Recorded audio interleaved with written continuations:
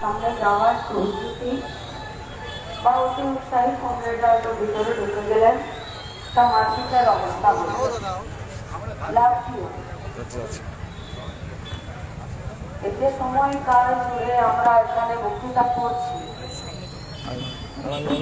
ওখান থেকে সামনে থেকে নিচ্ছে, আমি পেছনে যাচ্ছি একটা পুটুলি কালো প্লাস্টিক ওটা এখনো মমিনপুর কাটাপুকুরের মর্গে পড়ে ধরেছে। তার সাথে ওই মেয়েটার লিঙ্ক করা যেতে চায়। যদি লিঙ্ক না করতে পারে তাহলে যাকে ধরেছে তাকে ছেড়ে দিতে হবে, দিয়ে এক অজ্ঞাত উদ্দেশ্যে ঘুরে বেড়াতে হবে যে কোন মেয়েটির সাথে, মানে কোন লোকটির সাথে এই বাচ্চা মেয়েটির ওই ধর্ষণের লিঙ্কটা আছে। তার মানে একটি বাচ্চা মেয়ের ডেড বডি এখন অপেক্ষা করছে যে আমার শরীরটা মাথা থেকে ওর গোপনাঙ্গ জনি পর্যন্ত কাটবে আর সিরিঞ্জে করে বার করবে আর দেখবে দুটাতে কি হয়েছে কি হয়নি। আর আমাদের কমরেডরা ভেতরে আছে, আমরা বাইরে আছি। আমরা মিছিল করবো একটু পরে, ওরা বেরিয়ে পুলিশ কি বলছে তার জন্য। ওর পরিবার বলেছে যে আমরা সিবিআই চাই, আর আজকে কোর্ট বলেছে যে মেয়েটাকে কাঁচা পুকুরে আর ময়না তদন্ত করা যাবে না। কোথায় করাতে হবে? কল্যাণী এইমস, সেন্ট্রাল গভর্নমেন্টের। এখন কে ভালো কে খারাপ, কে ধোয়া তুলসী পাতা, এসব নিয়ে আমরা কিছু বলতে চাই, কিন্তু গোটা রাজ্যের পুলিশের কাছে আমরা ভরসা পাচ্ছি না। রাজ্যের হসপিটাল কাটাপুকুর মমিনপুর বলছে ওখানে পোস্টমর্টম হলে নাকি তথ্য প্রমাণ লোপাট হয়ে যাবে। কোথায় যাবো বলতে পারেন? কোথায় যাব? প্লাস্টিকে সব সিভিক ভলেন্টিয়ারদেরকে জামা কাপড় দিয়েছে। একটি সিভিক মহিলা ওর সালোয়ার কামিজটা রেখে দিয়েছে। থানাতে যে পুলিশ আছে সেই পুলিশ রাতের বেলা রেস্ট রুমে ওই সিভিক মেয়েটিকে দেখে তার সালোয়ার কামিজটা দিতে যাচ্ছে, ওখানে তার শ্লীলতাহানি করছে। এই মেয়েটা তো চাকরি করতে গেছে, কোথায় যাবে বলুন তো? কোথায় যাবে? হাওড়াতে একটি 13 বছরের মেয়ে एडमिट হয়েছে, তার ट्रीटमेंट হবে না। जो लड़का उसका सीटी स्कैन करेगा उसको स्ट्रेचर में वो सीटी स्कैन रूम में लेकर गया और उसका कपड़ा खोल दिया। কোথায় যাব? কোথায়? Birbhum Nalhati Chatra primary health center নার্সকে ডাক্তার রেপ করেছে। কোথায় যাব? কোথায়? हाँ, इस भारतवर्ष में और इस दुनिया में बाप भी अपना बेटी का रेप करता है, ये भी सच है। আমরা জয়নগর থানা থেকে, জয়নগর থানার এটা প্রথম অভিযোগ এদের বিরুদ্ধে। পার্থ চ্যাটার্জি যেদিনকে অ্যারেস্ট হয়ে গেল তারপর থেকে যখন ওখানে এসএসকেএম নিয়ে যেত, দেখেছেন ওকে হুইল চেয়ারে বসিয়ে নিয়ে যেত, ताकि राजनीति कोनो व्यापार नहीं। भारत का संविधान ही ऐसा है कि आप रेपिस्ट हो, आप मर्डरर हो, आप जो कुछ भी हो, लेकिन जब कानून के कब्जे में आप हैं तो आपका ट्रीटमेंट, आपका खाना पीना, आपका रहन सहन सरकारी देख रेख में होगा। इसीलिए पश्चिम बंगाल का बेरोजगार नौजवानों का ওদের মেধার যখন সওদা করে ফেলেছিল পার্থরা, তো সেই পার্থকেও যখন হসপিটালে নিয়ে যেত তো হুইল চেয়ারে বসিয়ে নিয়ে যেত। একজন মহিলা ওকে জুতো ছুঁড়ে মেরেছিল, সেটা আলাদা কথা। তাহলে পুলিশের হাতে পড়ে গেলে তার সব রকম সেফটিটা খুব প্রয়োজন। যারা জয়নগর থানাতে আজকে অভিযান করার জন্য এসেছিলেন, বুকে হাত দিয়ে বলুন তো এই জয়নগর থানাতে একটি ছেলেকে এরা পিছিয়ে মেরে ফেললো না? কিছু একদিন আগে মানলো না এরা? কি মেরেছে? তো মেরেছে কিনা? এদের আছে অধিকার? কোন অধিকার? কোন দুষ্কৃতিকে, কোন অপরাধীকে, কোন रेपिस्टকে? 25 लड़का को इस जयनगर में लेकर आया था, उसको ये लोग पीट कर मार दिया। যেমন করে এরা মঞ্জুরকে মেরে ফেলেছিল, যেমন করে এরা আনিসকে ফেলে ফেলে মেরে দিয়েছিল, সেইভাবে। তার মানে যে আইন, সেই আইন অনুযায়ী পুলিশ কাজ করছে না। আমাদের সব রাত পুলিশের উপরে, সব না। এক অংশের পুলিশরা আছে যারা নিজেদের মান সম্মান, মাথা, মেরুদণ্ড সব পিটিয়ে দিয়েছে, সব।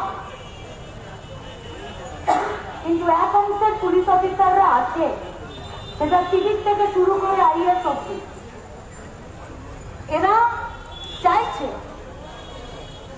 আপনার হয়ে কাজ করতে। কারণ আপনার সাথে ওর সিভিক আছে তা নয়। আপনার হয়ে কাজ করার মানে হলো ওকে আইন অনুযায়ী কাজ করা। তাহলে জয়নগর থানাকে বা গোটা রাজ্যের পুলিশকে এমন কেউ আছে যে আইন অনুযায়ী কাজ করতে দিচ্ছে না? তাই তো পক্সো আইন লাগেনি। পক্সো মানে কি গো? কি পক্সো মানে?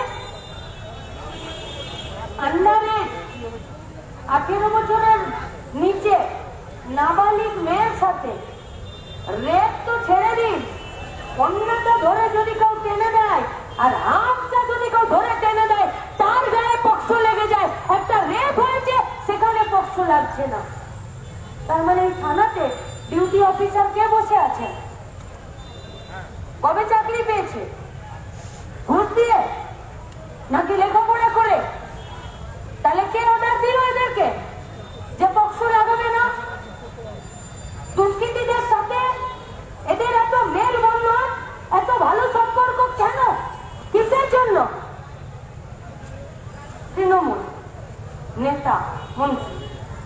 আচ্ছা, আমরা চাইছি নাকি যে তৃণমূলের এমএলএ কে ধুতি খুলিয়ে দৌড়িয়ে দৌড়িয়ে মারুক? না, চাইনি, এখনো চাইছি না। আমরা চাইছি নাকি যে তৃণমূলের সাংসদের গাড়ি ভাঙচুর করে দিক? না, এখনো চাইছি না। আমরা চাইছি না। এই যে ব্যানারে দাঁড়িয়ে আছি, সেই ব্যানার আমরা এটা চাই না, চাই না আমরা এটা। কেন চাই না? যদি এটা হয়ে যায় তাহলে সমাজের সব ভারসাম্য, স্থিতিস্থাপকতা নষ্ট হয়ে যাবে। আর এই সুযোগে যারা চোর, গুন্ডা, যারা দুষ্কৃতী, তারা আপনার জীবনের, আপনার মানের, আপনার সম্মানের বিরোধী হয়ে যাবে। কারণ পুলিশ তখন আর কাজ করতে পারবে না। তাহলে এখনো পর্যন্ত আমরা ভরসা রাখতে চাইছি আইনি ব্যবস্থার উপরে এবং পুলিশের উপরে। আমরা কি খুব অন্যায় করছি? খুব অন্যায়। আমরা কি চাইছি উত্তর দিনাজপুরের রায়গঞ্জের, কালিয়াগঞ্জের মতন পুলিশকে একটা ঘরে ঢুকিয়ে আর একটা লাঠি দিয়ে খুঁচিয়ে খুঁচিয়ে একটা হৃণ্য পশু, একটা সাপের মতন তাদেরকে মেরে ফেলে দিন? না, আমরা তো চাইছি না। তাহলে কি মমতা ব্যানার্জি চাইছেন? তাহলে কি ডিজি চাইছেন? তাহলে কি কলকাতা পুলিশ কমিশনার চাইছেন? তাহলে কি বারুইপুর চাইছে? SDPO, OC? তাহলে কি জয়নগর থানার বড়বাবু চাইছেন যে পুলিশকে রাস্তায় দেখলে সাধারণ মানুষ রাগে ক্ষোভে এদেরকে পিটিয়ে মেরে ফেলুক? কে চাইছে? কে চাইছে? যারা চাইছে তারা পুলিশকে আইন অনুযায়ী কাজ করতে দিচ্ছে না। আমাদের অভিযান আপনাদের গেট আর ব্যারিকেড টপকে আপনাদের অফিসে ঢুকে ধুন্ধুমার করার চেষ্টা ছিল না। আমাদের অভিযান ছিল আপনাদের মাথা, চোখ আর বিবেকের উপরে যে পুলিশি এবং তৃণমূলী যে ব্যবস্থার যে ব্যারিকেডটা আছে, সেই ব্যারিকেডটা ভাঙার চেষ্টা করে গেলাম। যদি পারেন ওই ব্যারিকেডটা ভেঙে দিন, নইলে কালকে আপনাদের হাড়গোড় গোটা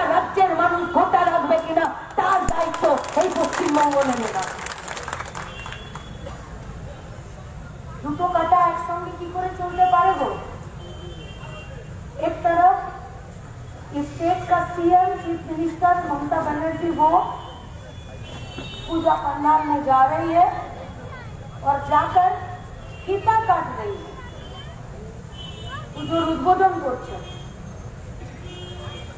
পুজোর বিরোধী না, কেন হবে? আপনি চান বা না চান, মহালয়ার দিন থেকে আমাদের এই ভারতবর্ষের পশ্চিমবঙ্গের ওয়েদার এমন হয় যে এমনি এমনি আলোটা একটু বেশি থাকে, এবছর নিম্নচাপে রোদটা একটু কম। আপনি চান বা না চান, দূরেও কোনো ঢাক বাজলে মনটাতে একটু আনন্দ হয়।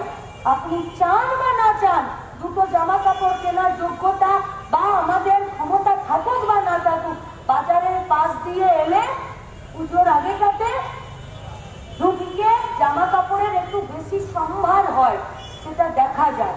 চারিদিকে একটু লাইট হয়, চারিদিকে একটু বেশি দোকান বসে, চারিদিকে একটু গান হয়, সেটা মনে এলেও যার পাতে ভাতও জোটে না তার মনেও একটু উৎসব হয়। এইটা পশ্চিমবঙ্গ, এইটা সেই পশ্চিমবঙ্গে পুজোর উদ্বোধন রাজ্যের মুখ্যমন্ত্রী তিনি ফিতে কেটে করছেন।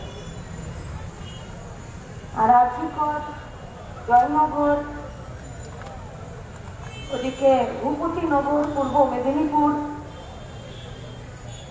আমাদের বাংলার মেয়েদের ধর্ষিতা হয়ে খুন হয়ে যাওয়া লাশগুলোর লাশ কাটা ঘরে কপাল থেকে জনি পর্যন্ত কাটা হচ্ছে। দুটো কাটা একসঙ্গে তুলতে পারি?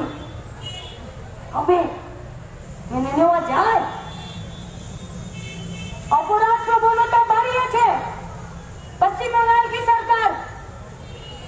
असामाजिक तत्व को ये लोग बढ़ावा दिए हैं, पुलिस अपना काम नहीं किया है, इसीलिए आज के কালো অন্ধকার সময়ের আর ওই জগতের যারা কীটরা আছে তারা আজকে গোটা সমাজটার অধিকার দখল করে নিতে চাইছে।